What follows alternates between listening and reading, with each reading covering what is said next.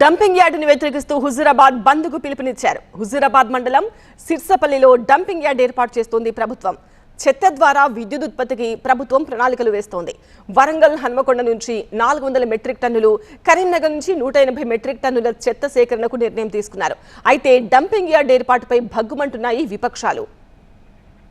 3 జిల్లాల చెత్త తెచ్చి తమ దగ్గర వేయడం ఏంటని ప్రశ్నిస్తున్నారు ఎమ్మెల్యే కౌశిక్ రెడ్డి. చెత్తతో గాలి, నీరు కలుషితమవుతాయని, కరోనా వైరస్ కంటే డేంజర్ ఈ డంపింగ్ యార్డ్ అన్నారు. డంపింగ్ యార్డ్ ని వెంటనే రద్దు చేయాలి, రద్దు చేయాలి, రద్దు చేయాలి, రద్దు చేయాలి. డంపింగ్ యార్డ్ ని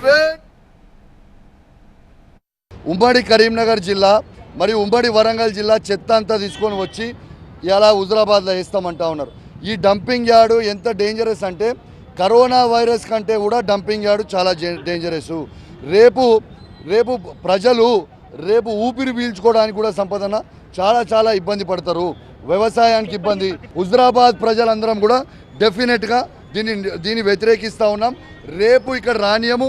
హుజూరాబాద్ గడ్డనే పోరాటాల అడ్డ. తప్పకుండా రేపు ఖచ్చితంగా నిరసన తెలుపుతాం.